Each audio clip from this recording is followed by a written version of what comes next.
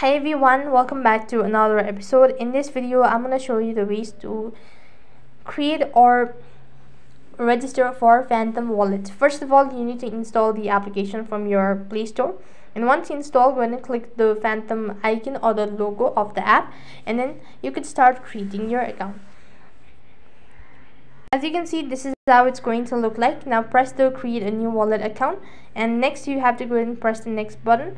You just have to go ahead and copy the recovery fees. Make sure that you've copied it somewhere, or you could just go ahead and click to clipboard and click on OK I've saved.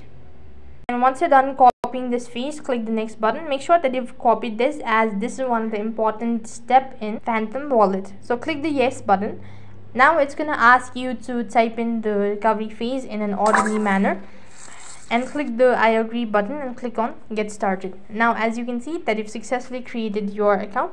So in this way you could go ahead and create your account. Now creating your account does not help, you have to verify your identity as well.